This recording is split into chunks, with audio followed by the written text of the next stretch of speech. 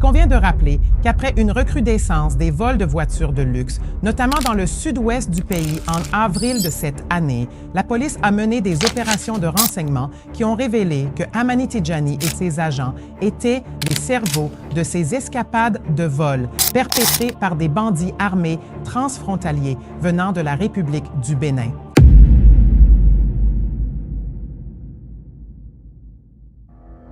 Le 19 janvier 2014, dans la prison de Kirikiri à Lagos. Dans l'infirmerie humide, un homme autrefois intouchable s'effondre, frappé par un AVC. 10 ans d'attente sans verdict. Il ne laisse derrière lui ni déclaration, ni confession, ni procès-spectacle. Seulement un corps affaibli, et un nom qui, pendant des années, a fait trembler 3 pays, le Nigeria, le Bénin et le Niger. Son histoire a provoqué des crises diplomatiques, entraîné la fermeture des frontières, paralysé des échanges commerciaux et bouleversé la vie de millions de personnes. Cet homme, c'est Tijani Hamani. On l'appelait le roi des voitures de luxe volées, l'homme capable de franchir les frontières comme on change de voie rapide. Mais pour comprendre l'ampleur de son histoire, il faut revenir là où tout a commencé. Le 20 avril 2003. Ce jour-là, sur une route isolée de l'État d'Ogun au Nigeria, un convoi officiel s'avance lentement dans la chaleur du soir. Soudain, des détonations retentissent, les pneus éclatent, les vitres volent en éclats. La panique s'empare du convoi. En quelques secondes, une Mercedes S500 compressor est arrachée à ses passagers. Quand le calme retombe, le bilan est terrible. 5 morts, dont 2 enfants. Et la cible n'a rien d'anodin. C'était la voiture de la fille du président Olusegun Obasanjo. Quelques jours plus tard, à Cotonou, les enquêteurs découvrent la Mercedes ensanglantée, cachée dans la cour d'une villa discrète. Très vite, un nom s'impose dans toutes les bouches, Hamani Tijani. Arrêté, menotté, exposé aux caméras, il devient le visage tout désigné d'un scandale d'État. Mais 48 heures plus tard, coup de tonnerre, le tribunal le relâche pour insuffisance de preuves. À Abuja, c'est la stupeur. Le président Obasanjo explose de colère, fait fermer la frontière entre le Nigeria et le Bénin et ordonne son extradition. Ce qui suit ressemble à une véritable chasse à l'homme diplomatique. Badagry, Bamako, Cotonou, Lagos, chaque étape soulève un peu plus la poussière. Des policiers sont limogés, des juges suspendus, une cour constitutionnelle s'indigne, tandis que Tijani disparaît, réapparaît, puis est finalement livré en secret au Nigeria. Et partout, la même rumeur enfle, il avait des amis très haut placés. Pour mesurer l'ampleur de cette affaire hors norme, qui a déclenché l'une des plus grandes crises diplomatiques d'Afrique de l'Ouest, il faut revenir aux sources, là où tout a vraiment commencé. Tijani Hamani naît au Niger dans les années 1970, dans un environnement sahélien rude, où misère et débrouille font partie du quotidien. À la fin des années 1980 et au début des années 1990, son pays est secoué par des crises économiques et politiques. La région tout entière voit monter une vague de trafic illicite et de criminalité organisée. C'est dans ce terreau que grandit le jeune Tijani. Très tôt, il observe que l'argent facile se gagne plus vite dans l'ombre des trafiquants que sous le soleil accablant de Niamey. Adolescent ambitieux et sans grande perspective, Tijani plonge dans de petits commerces transfrontaliers entre le Niger, le Nigeria et le Bénin. Ces frontières poreuses sont des couloirs privilégiés pour toutes sortes de trafics, des marchandises de contrebande aux voitures volées. Vers le début des années 1990, il quitte son Niger natal et pose ses valises à Cotonou, la vibrante métropole portuaire du Bénin. Là, pendant une dizaine d'années, il mène une existence en apparence ordinaire, du moins en surface. Le mystérieux Nigérien s'intègre dans les quartiers populaires de Cotonou, souriant, presque effacé. Personne ne se doute encore que cet homme au regard fuyant bâtit discrètement un empire criminel tentaculaire. Pourtant, dans les faubourgs et les marchés aux pièces détachées, un surnom commence à circuler, chuchoté avec un mélange de crainte et d'admiration. L'homme chic. Tijani Hamani aime en effet s'habiller avec élégance exhibant montres en or et boubous impeccables. Derrière son allure de riche homme d'affaires se cache un redoutable chef de gang. Son réseau s'étend vite, il recrute des complices au Niger, au Nigeria et au Bénin, s'entoure de mécaniciens habiles, de chauffeurs téméraires et d'informateurs infiltrés dans les services portuaires et douaniers. Petit à petit, il tisse sa toile à travers la sous-région ouest-africaine. Ses débuts précis restent en partie dans l'ombre, mais les premiers coups de Tidjani Hamani impliquaient le vol et le recel de véhicules de luxe, denrées très prisées par la pègre locale. Dans les années 1990, la demande est forte pour ces Mercedes, BMW ou 4x4 flambant neufs, subtilisés aux riches propriétaires de Lagos, Abuja ou Lomé. Le gang de Tidjani perfectionne une méthode efficace, cibler des voitures haut de gamme, souvent en pleine circulation, menacer les conducteurs sous la menace d'armes à feu, puis filer avec le bolide avant que quiconque ait pu donner l'alerte. Parfois, les véhicules sont volés en stationnement, parfois c'est plus audacieux, embuscade sur les routes, carjacking éclair en pleine ville. Là où le gang passe, il ne laisse que stupeur et violence.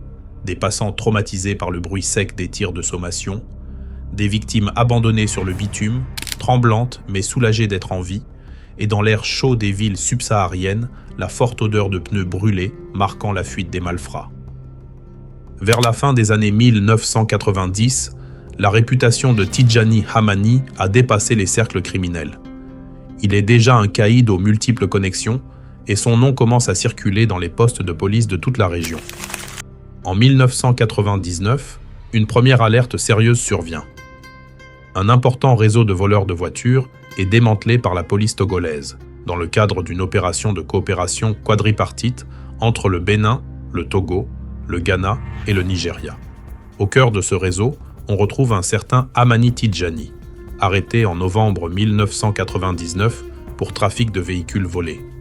Une affaire qui avait déjà défrayé la chronique à l'époque. L'arrestation de 1999 fait grand bruit. Le ministre béninois de l'Intérieur, Daniel Tawema, se déplace même jusqu'au Togo pour constater la situation, signe que le personnage est d'envergure. Tidjani Hamani n'était déjà pas du tout un inconnu au Bénin. Pour la première fois, le parrain de Cotonou se retrouve derrière les barreaux. Beaucoup espèrent que la justice mettra fin à ces agissements. Mais contre toute attente, Tidjani échappe à de lourdes conséquences. L'histoire exacte de ce qui s'est passé en 1999 reste trouble. A-t-il bénéficié de complicité haut placée? A-t-il monnayé sa liberté par quelques moyens occultes?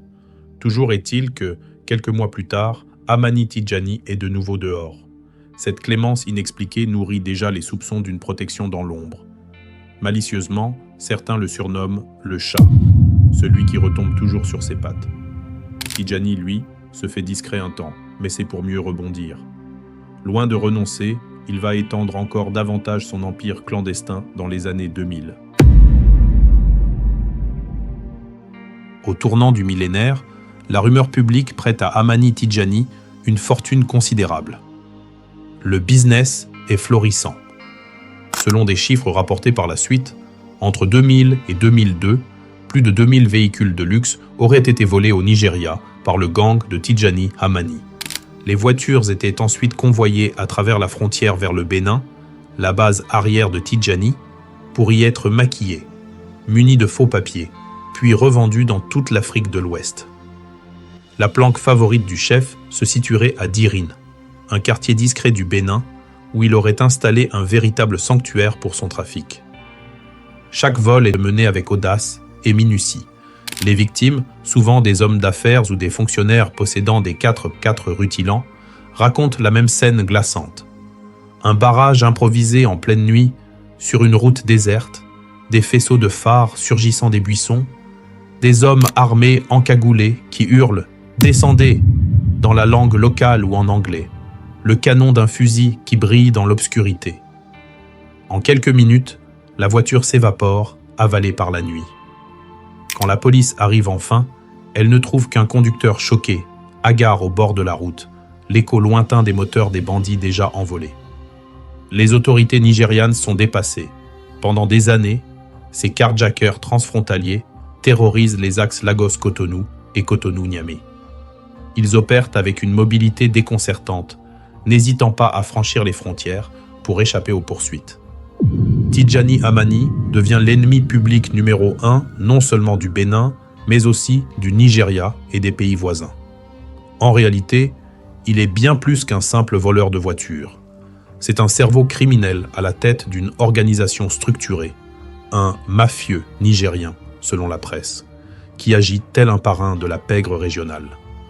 Son réseau aurait même écoulé des voitures jusqu'en Europe et au Moyen-Orient, selon certaines sources, profitant de complicité dans les ports et d'un marché noir international bien rodé. C'est aussi un homme d'affaires avisé qui blanchit ses revenus dans diverses activités légales. À Cotonou, il investirait dans des commerces respectables en façade, sociétés d'import-export, ateliers de mécanique, immobilier locatif. On le voit parfois rôder du côté des boîtes de nuit huppées, commandant champagne pour tout le monde au son de la musique endiablée du coupé-décalé. Des témoins affirment qu'il côtoie même des vedettes de la musique locale, apparaissant en coulisses de concerts et finançant, dit-on, les clips de certains artistes en vogue. La vie de Tidjani Hamani ressemble à celle d'un nabab, grosse cylindrée, costume taillé sur mesure, liasse de billets distribués généreusement pour s'attirer faveur et loyauté. Ses voisins de Cotonou le décrivent comme un homme affable, aimant parader dans les fêtes de quartier, un faux bienfaiteur toujours prêt à prêter de l'argent ou à payer les funérailles d'un voisin. Mais derrière cette façade de mécène se cache un criminel calculateur. Le gang de Tidjani semble intouchable, protégé par une mystérieuse immunité. À chaque fois qu'un de ses sbires est arrêté, l'affaire s'enlise ou l'individu est libéré faute de preuves. Beaucoup commencent à murmurer que Tidjani a des amis haut placés. Les policiers béninois, frustrés, confient sous anonymat à la presse que chaque fois qu'on monte un dossier contre lui, il y a un coup de fil d'en haut et tout est bloqué. Les habitants de Cotonou en viennent à voir leur ville comme un refuge pour la pègre ouest-africaine, une sorte de terre d'asile des criminels, comme l'écrit le journal La Montagne à Parakou. Les autorités béninoises, de leur côté, nient mollement toute laxité. Mais l'opinion publique s'interroge. Comment Hamani Tidjani peut-il opérer aussi ouvertement, depuis si longtemps, sans être mis hors d'état de nuire? En réalité, Tidjani Hamani a tissé des liens troubles avec certaines élites. Selon le quotidien béninois Le Matinal, le receleur nigérien, Tidjani, avait réussi à s'attirer les bonnes grâces des dirigeants béninois. Des rumeurs circulent selon lesquelles il aurait offert des voitures de luxe à des personnalités influentes ou financé discrètement des campagnes politiques locales. Lui-même ne s'en cache pas vraiment. Dans un entretien qu'il accordera plus tard à l'hebdomadaire nigérian Tel, Hamani se vantera d'entretenir d'excellentes relations avec les dignitaires béninois. Qui sont ces dignitaires? On parle à demi-mot de certains barons du régime du président Mathieu Kérékou, au pouvoir au Bénin de 1996 à 2006, peut-être même de membres de sa famille. Ces allégations resteront difficiles à prouver, mais elles jettent une ombre sur les plus hautes sphères de l'État. Au fil du temps, Tidjani Hamani est devenu un personnage quasi mythique dans la région, craint par les uns, respecté par d'autres. On raconte qu'il circulerait en convoi armé, entouré de gardes du corps. À Niamey, certains jeunes admirent ce « fils du pays » qui a su s'enrichir au nez et à la barbe des grandes puissances régionales. Mais pour les victimes de ces braquages, il n'est qu'un bandit sanglant et sans scrupules. Car la violence de son gang ne cesse de croître. On ne compte plus les chauffeurs abattus pour une voiture, les convoyeurs de fonds attaqués sur l'autoroute internationale, les échanges de tirs avec la police. Le sang a coulé, et Tidjani Hamani porte désormais sur ses épaules la réputation d'un criminel prêt à tout. Au début de l'année 2003, Hamani Tidjani sent peut-être le vent tourner. Son nom figure en haut de la liste des personnes recherchées par les polices de plusieurs pays. Pourtant, il continue d'orchestrer des coups audacieux. Le 20 avril 2003, c'est probablement lui, ou l'un de ses lieutenants, qui commettra l'erreur fatale, le braquage de trop. Ce jour-là, au Nigeria, un convoi de voitures circule sur une route de campagne près d'Ota, dans l'état d'Ogun. À bord de l'une d'elles se trouve la fille du président nigérian en exercice, Olusegun Obasanjo. Iyabo Obasanjo Bello, sénatrice et personnalité en vue, rentre d'une visite à son village natal après les élections présidentielles, accompagnée de proches et d'amis. Soudain, des hommes armés surgissent et ouvrent le feu, forçant le convoi à s'arrêter. Dans la fusillade et la confusion, 5 personnes sont tuées. Le chauffeur d'Iyabo, son garde du corps, un oncle de la famille, ainsi que 2 jeunes enfants, un garçon de 10 ans et un adolescent de 14 ans, qui sont les enfants d'une amie de la sénatrice. Iyabo Obasanjo, par chance, se trouve dans un autre véhicule un peu en arrière et sort indemne de l'attaque. Les assaillants disparaissent rapidement, laissant derrière eux un carnage. On ignore s'ils ont pleinement réalisé l'identité de leur cible. Le porte-parole du président nigérian évoquera la piste de simples braqueurs de grands chemins surpris de leur butin, tout en n'écartant pas un possible mobile politique dans le climat tendu de l'après-scrutin. Quoi qu'il en soit, l'émotion est immense. Le Nigeria vient de vivre un drame qui touche directement la famille du chef de l'État. Très vite, l'enquête révèle que l'attaque n'était pas un attentat politique ciblé, mais bel et bien un braquage crapuleux. Les tueurs en avaient après la voiture une luxueuse Mercedes-Benz S500 toute neuve. Ce véhicule, maculé de sang, a été emporté par les bandits. L'affaire prend une tournure explosive quand on apprend que la voiture volée aurait été exfiltrée hors du Nigeria. En quelques semaines, les services de renseignement remontent une piste jusqu'au Bénin. En juillet 2003, sur la base d'informations fournies par Abuja, la police béninoise mène une descente musclée dans une belle villa de Cotonou. Il s'agit de l'une des propriétés de Tijani Hamani, riche notable local connu sans lettres, dont le nom s'est chuchoté de plus en plus fort ces derniers temps. Le coup de filet est fructueux. Dans la cour de la maison, les agents découvrent un lot impressionnant de voitures haut de gamme, dont la fameuse Mercedes S500, formellement identifiée comme volée lors de l'attaque du convoi d'Iyabo Obasanjo. Le sort effroyable des 2 enfants tués lors de ce vol plane comme un fantôme autour de ce bolide. Les autorités béninoises, d'ordinaire discrètes sur la criminalité, ne peuvent étouffer un tel scandale. Cette fois, on a frappé trop haut. En braquant la fille du président nigérian, Hamani Tijani et ses hommes ont non seulement commis un crime atroce, mais provoqué une crise diplomatique majeure. L'affaire Tijani Hamani éclate au grand jour et fait la une de tous les quotidiens du Bénin. Les chaînes de télévision locales passent en boucle les images de la cage de Cotonou. Des voitures rutilantes alignées, symbole de l'ampleur du trafic, et en fond, la silhouette trapue de Tijani, menotté, encadré de policiers cagoulés, présenté comme le trophée de cette opération coup de poing. Le gouvernement béninois, embarrassé, tente de faire bonne figure. Tijani Hamani est arrêté et immédiatement présenté à la nation comme l'homme à la tête du réseau de voleurs de véhicules qui écume la sous-région. Dans la chaleur moite de juillet, le visage impassible du criminel apparaît au journal télévisé. Aux Béninois stupéfaits, on montre ce Nigérien jusqu'alors inconnu du grand public, qualifié de richissime receleur, décrit comme l'architecte d'un trafic tentaculaire de voitures de luxe entre le Nigeria, le Bénin et au-delà. C'est le début d'un des plus grands scandales politico-judiciaires qu'ait connu le Bénin. Très vite pourtant, quelque chose cloche. Malgré les preuves accablantes, les véhicules volés retrouvés, le dossier judiciaire piétine étrangement. À Cotonou, Tijani Hamani est censé être déféré devant le parquet pour répondre de ses crimes. Mais coup de théâtre, après seulement 2 jours de détention, le procureur général de Cotonou, M.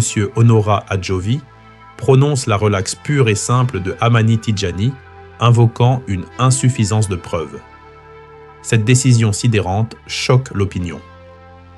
Comment une affaire aussi grave, un individu pris quasiment en flagrant délit avec des voitures volées, dont une impliquée dans la mort de 2 enfants, peut-elle être classée sans suite en 48 heures? Les médias béninois s'enflamment et mettent en doute l'intégrité du magistrat Adjovi. Dans les cafés de Cotonou, on gronde contre la justice à 2 vitesses. Beaucoup y voient la main invisible de ces fameux dignitaires que Tijani aurait su acheter. La réaction du Nigeria ne se fait pas attendre. Apprenant que l'homme suspecté d'avoir tué 2 membres de sa famille a été libéré, le président Olusegun Obasanjo entre dans une colère noire. Il décide d'utiliser les grands moyens. Le 9 août 2003, Abuja prend une mesure drastique, fermer unilatéralement la frontière entre le Nigeria et le Bénin. D'un coup, les 773 km de frontière sont hermétiquement bouclés sur ordre d'Obasanjo, une pression sans précédent exercée sur le voisin béninois. C'est un coup dur pour le Bénin, dont l'économie dépend en partie des échanges et du transit vers le géant nigérian. En quelques jours, les effets se font sentir. Des centaines de camions bloqués, des marchés frontaliers paralysés, les prix qui grimpent. Le peuple béninois est en émoi face à cette punition collective infligée par Abuja. Mais pour Obasanjo, l'enjeu est clair. On ne touche pas à la famille du président sans conséquence. Le Nigeria exige la tête de Tijani Amani. Pris à la gorge, le président béninois Mathieu Kérékou, un vieux général rompu au rapport de force, tente d'abord de temporiser. Il envoie en urgence une délégation emmenée par son ministre d'État Bruno Amoussou, négocier à Abuja. Échec cuisant. Obasanjo refuse même de recevoir les émissaires béninois. Furieux, le dirigeant nigérian exige de parler à Kérékou en personne. La rencontre est organisée en terrain neutre, ou presque. Le 14 août 2003, les 2 chefs d'État se retrouvent à Badagry, ville frontalière du Nigeria, pour un tête-à-tête tendu. Lors de cette entrevue historique, le ton monte. Obasanjo brandit des preuves accablantes. Nous savons que le bandit Amani Tijani bénéficie de complicité au Bénin, y compris au sein de votre police nationale, lance-t-il en substance, document à l'appui. Pris de court, Kérékou devant la presse prétend n'être pas au courant de l'affaire Tijani. Une déclaration peu crédible, tant l'arrestation du gangster a fait du bruit à Cotonou quelques semaines plus tôt. Le président béninois s'enfonce davantage lorsqu'il affirme découvrir l'ampleur du problème. Obasanjo, lui, n'a que faire de ces dérobades. Il exige des actes. Le face-à-face se solde par la signature d'un document baptisé « Mémorandum de Badagry », dans lequel le Bénin s'engage à renforcer la coopération policière contre le banditisme transfrontalier et surtout à extrader Amani Tijani et ses complices vers le Nigeria pour y être jugés. La partie nigériane a littéralement dicté ces conditions, et Kérékou n'a eu d'autre choix que d'accepter sous peine de voir la frontière rester close indéfiniment. La frontière rouvre peu après, mais le Bénin est désormais sous pression maximale.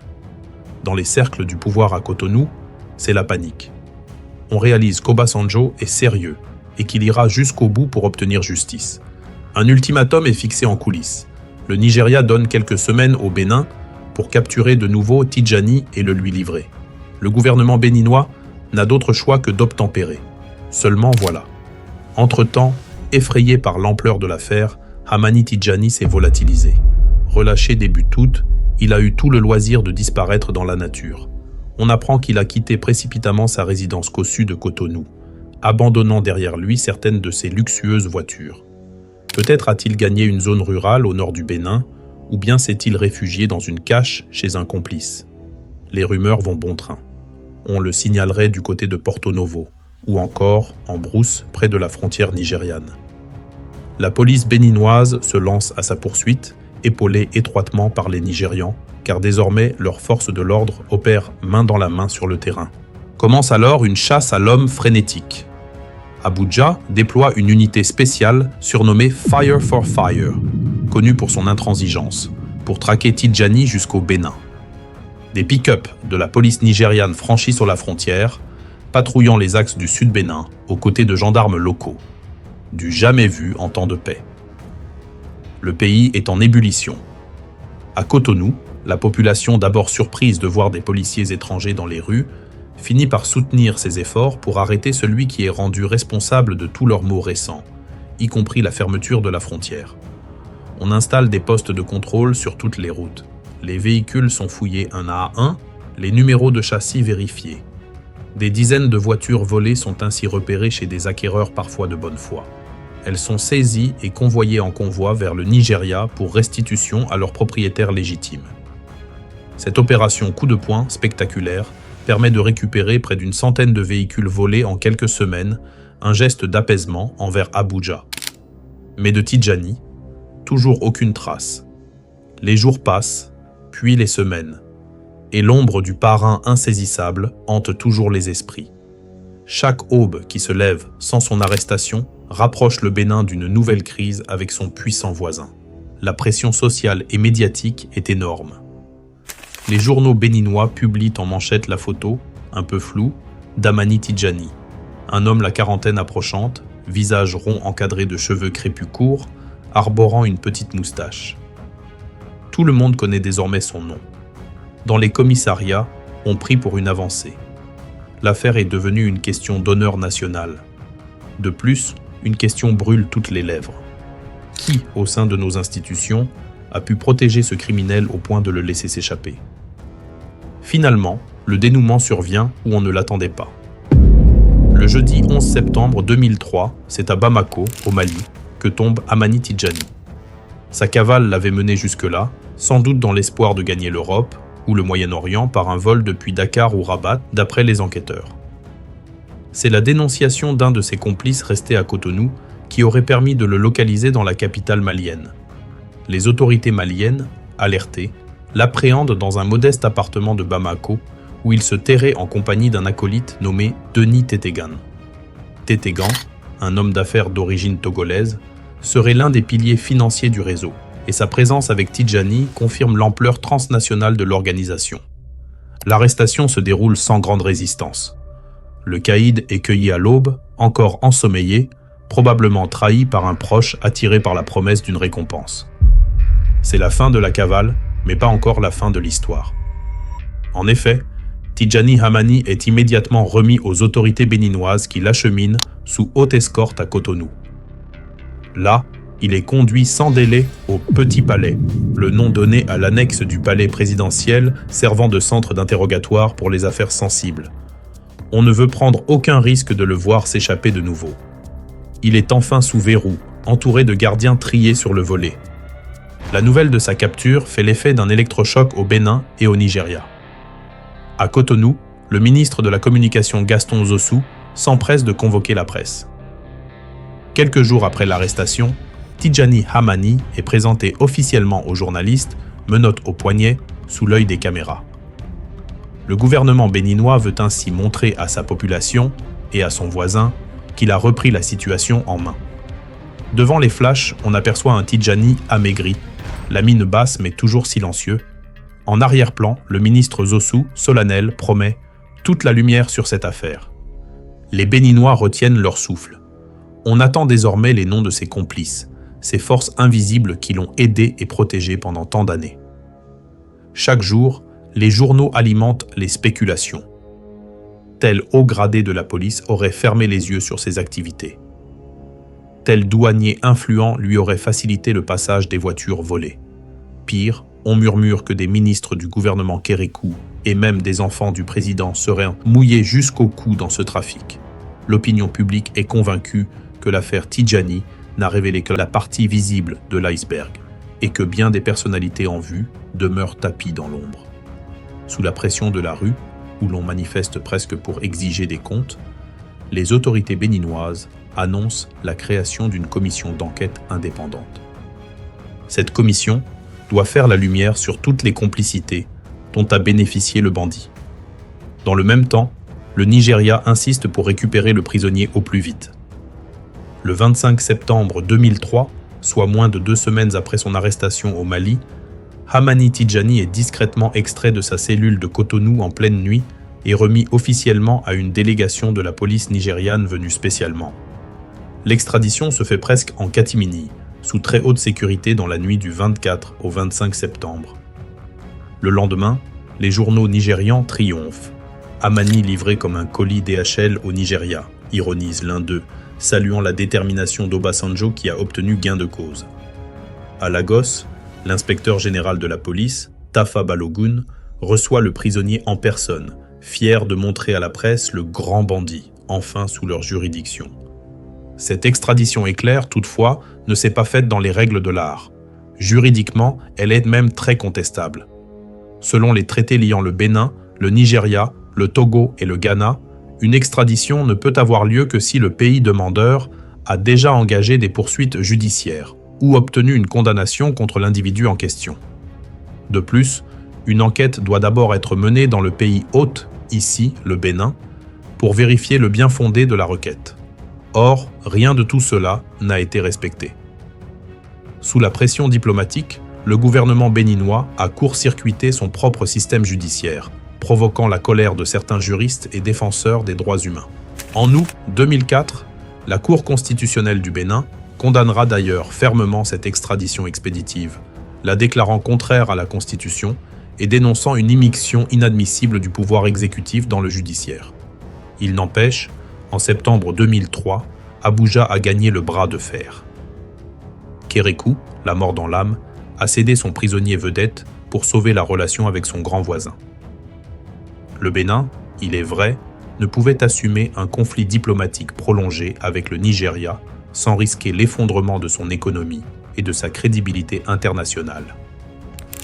À Niamey, la patrie de Tidjani, on reste relativement en retrait, le Niger n'ayant aucun intérêt à réclamer ce citoyen encombrant. Le gangster est donc emmené par avion au Nigeria, où il est immédiatement placé en détention dans un lieu tenu secret. Tandis que Tidjani Hamani croupit désormais dans une cellule nigériane, la tempête politico-judiciaire continue de plus belle au Bénin.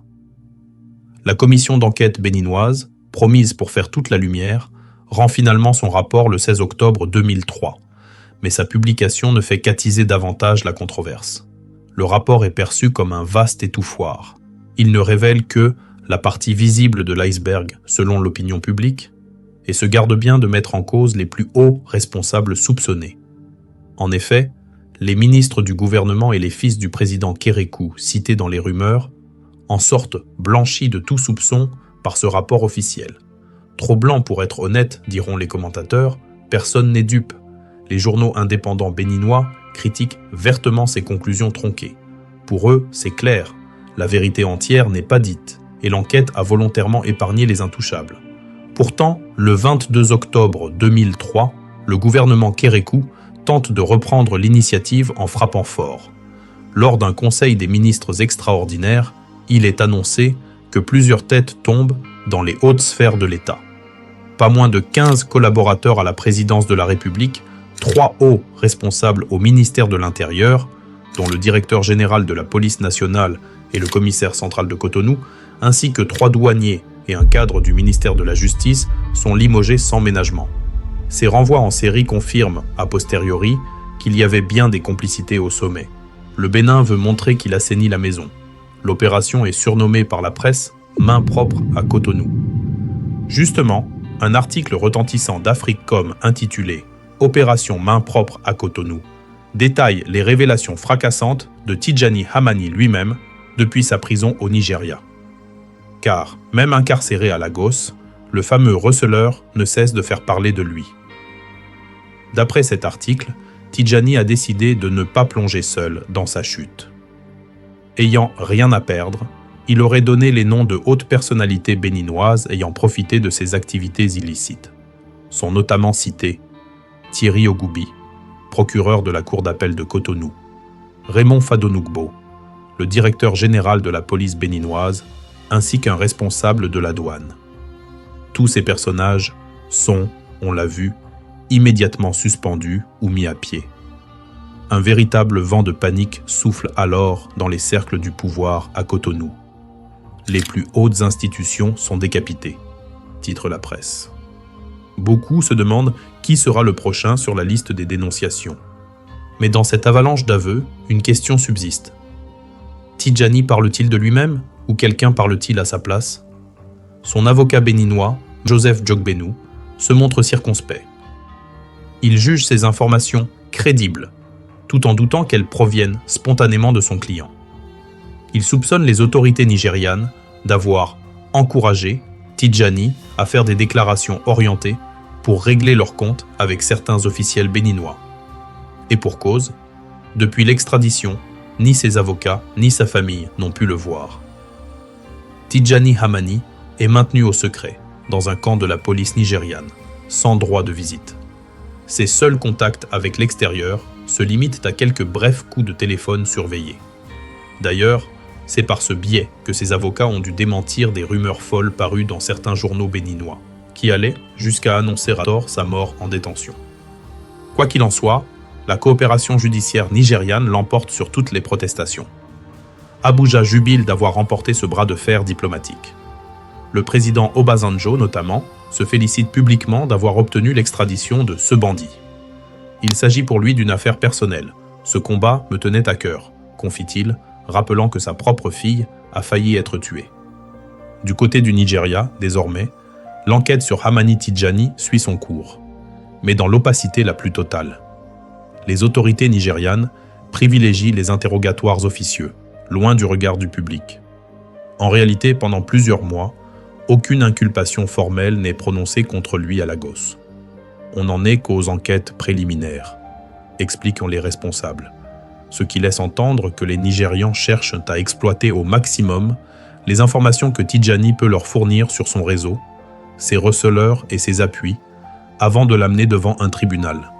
Cette situation de flou juridique exaspère les défenseurs des droits de l'homme au Bénin et au Niger. Des associations se mobilisent pour réclamer un procès équitable et le respect de la présomption d'innocence, fût-ce les crimes reprochés odieux. Elles insistent aussi pour que ces avocats puissent enfin le rencontrer en personne. Mais leurs cris d'alarme peinent à franchir les murs du camp de police où croupit l'homme chic. Malgré tout, l'impact de l'affaire se fait sentir de manière positive sur un point. Dès l'extradition réalisée, le Nigeria constate une chute spectaculaire des vols de voitures sur son sol. Le journal This Day note qu'après l'arrestation de Hamani, les statistiques de carjacking ont nettement diminué à Lagos et dans l'ouest du pays. Comme si, en retirant ce roi du vol de voitures, on avait enrayé la machine du crime. Au Bénin, de même, on observe un regain de confiance. La frontière a rouvert et des centaines de véhicules volés ont été retournés à leurs propriétaires nigérians, rétablissant en partie la normalité dans les échanges. Mais dans les chaumières béninoises, on continue de se poser cette lancinante question. Qui protégeait donc Hamani Tijani ? Car si l'homme est hors d'état de nuire, son mystère, lui, demeure entier. Transféré au Nigeria, Hamani Tijani entame ce qui sera son dernier voyage. Il est brièvement détenu à Abeokuta, dans l'état d'Ogun, non loin du lieu de son braquage fatal. Dans l'état d'Ogun, beaucoup des infractions ont eu lieu autour d'Abeokuta. Donc nous allons probablement commencer les poursuites à partir de là. Et selon la situation, nous allons changer de lieu si cela devient nécessaire. Puis incarcéré à la prison de Kirikiri à Lagos, tristement célèbre pour sa surpopulation et sa dureté. Commence alors pour lui un nouveau combat, celui de survivre au système judiciaire nigérian, lent et implacable. Il faut près d'1 an pour que les autorités formalisent les charges contre lui. Finalement, Tijani Hamani est inculpé devant la haute cour de Lagos pour conspiration en vue de commettre des vols à main armée et recel de biens volés. En clair, on lui reproche l'ensemble de son activité de chef de gang de braqueurs transfrontaliers. Ces accusations sont graves et pourraient théoriquement lui valoir la peine capitale, très en vigueur au Nigeria pour les cas de vol aggravé. Tijani se voit attribuer un avocat nigérian commis d'office, puis engage un ténor du barreau, J.H. Bashir, pour assurer sa défense. Le procès qui s'ouvre sera un véritable serpent de mer. Pendant plus de 10 ans, la procédure va s'éterniser dans les lenteurs administratives, les reports d'audience et les aléas du système pénal nigérian. Tijani, lui, clame son innocence partielle. Il admet être un receleur de voitures, mais nie avoir commandité des meurtres. Il joue sa vie. Ses avocats déposent en 2012 une requête en no case submission, l'équivalent d'une demande d'abandon des poursuites pour vice de procédure ou manque de preuves. Mais en octobre 2012, la juge Sibyl Nwaka rejette cette demande et considère que le dossier contient suffisamment d'éléments pour justifier la continuation du procès. Les audiences suivantes se succèdent, ou plutôt ne se succèdent pas. En janvier 2013, le ministère public brille par son absence à la barre. L'accusation n'est pas prête et l'affaire est ajournée. En mars 2013, patatras, la Cour ne siège même pas, forçant un nouveau renvoi. On reporte à mai 2013, puis rebelote, un énième contretemps diffère encore l'examen du fond. Les années passent, et Hamani Tidjani demeure derrière les barreaux de Kirikiri sans verdict définitif. Là-bas, dans sa cellule surpeuplée, l'ancien caïd tombe peu à peu dans l'oubli. Sa santé se dégrade dans les conditions éprouvantes de la prison. Au fil du temps, celui qu'on présentait comme un homme puissant et imposant devient un détenu comme un autre, maigri et affaibli. En 2013, il est frappé par un accident vasculaire cérébral partiel, un stroke qui le laisse diminuer physiquement. Pendant 9 mois, Tidjani souffre en détention, partiellement paralysé, recevant des soins sommaires dans l'infirmerie de la prison.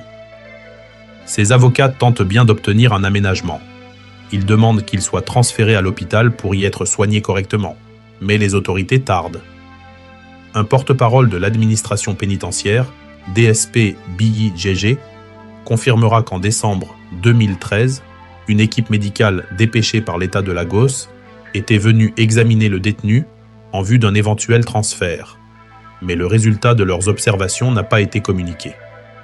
En clair, rien n'a été fait à temps. Le 19 janvier 2014, l'inévitable se produit. Hamani Tidjani meurt en prison, après plus de 10 ans de détention préventive. Ce dimanche matin-là, il s'éteint vers 9 h dans la petite clinique interne de la prison de Kirikiri, terrassé par les complications de son AVC et l'épuisement. Il avait 42 ans. Ainsi s'achève la vie du gangster qui fit trembler 3 pays. Dans une certaine indifférence, il disparaît derrière les hauts murs de sa geôle, loin de sa terre natale du Niger. Aucun verdict n'a jamais été rendu à son encontre. Le sort a devancé la justice des hommes. La nouvelle de sa mort passe presque inaperçue au Niger et au Bénin, mais fait les gros titres de quelques journaux nigérians le lendemain. Le caïd des vols transfrontaliers meurt après 10 ans de détention. Son avocat nigérian accuse les autorités de Lagos de négligence ayant conduit à sa mort. Pour lui, Tidjani n'a pas seulement été condamné par la justice, mais surtout par un système défaillant qui l'a laissé dépérir sans soins appropriés. Nul ne saura jamais si, un jour, Hamani aurait fini par livrer tous ses secrets devant un tribunal. La mort de Tidjani Hamani à la prison de Kirikiri n'a pas mis fin à l'affaire. Son départ a apaisé les routes, les vols de voitures entre le Nigeria et le Bénin ont chuté. Mais le mystère, lui, demeure. Jusqu'au bout, il a gardé le silence, emportant une partie de la vérité et laissant derrière lui un dossier inachevé.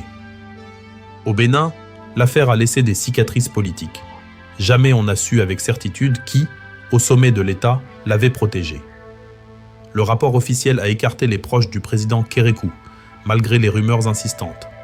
Des ministres ont été limogés, aucun n'a été poursuivi. Beaucoup sont convaincus que l'affaire a été étouffée pour sauver des figures influentes. Selon la presse, Tidjani redistribuait argent et cadeaux pour s'acheter des protections, et il aurait même conservé des dossiers compromettants sur ses alliés. Dans une interview à Tel, il affirmait qu'un ministre de l'Intérieur lui avait offert un pistolet. Une anecdote révélatrice, vraie ou non, de ses connivences au sommet. L'affaire Tidjani a aussi révélé les fragilités de l'état de droit béninois. La Cour constitutionnelle a dénoncé l'illégalité de son extradition, mais trop tard, sous la pression du Nigeria, la justice avait plié. Certains y ont vu une soumission humiliante, d'autres une nécessité pour éviter que le Bénin ne passe pour un sanctuaire de criminels. Le Nigeria, de son côté, a fait de Tidjani un bouc émissaire utile. Il a payé de sa vie, sans verdict clair, tandis que plusieurs complices nigérians échappaient à toute poursuite. Même les 12 Béninois extradés illégalement en 2003 ont disparu dans le flou, sans trace de jugement. Pour les victimes, notamment la famille Obasanjo, le sentiment reste mêlé. Soulagement que le criminel soit mort, frustration de n'avoir jamais entendu sa vérité. Et derrière le mythe du roi des voitures volées, demeure l'homme, un chef charismatique, généreux avec ses hommes, mais impitoyable. Il séduisait les jeunes sans avenir en leur promettant richesse et reconnaissance, une illusion née du désespoir et de la corruption. Alors, qu'est-ce qu'il a protégé si longtemps ? Un cocktail de corruption, de silence et de collusion au sommet. Tant qu'il visait les anonymes, il était intouchable. Mais le jour où il a frappé la mauvaise cible, la fille du président, son immunité a volé en éclats. Son dossier ne sera jamais totalement éclairci, car trop de puissants avaient intérêt à ce qu'il se taise. Aujourd'hui encore, son nom résonne entre Niamey, Cotonou et Lagos. Pour les uns, symbole du banditisme transfrontalier, pour les autres, rappel d'un système corrompu où la justice plie sous le poids du pouvoir. L'affaire Tidjani Hamani reste une leçon amère, celle d'un homme qui a incarné l'impunité avant d'en devenir la victime et d'États qui ont dû regarder leurs propres démons en face.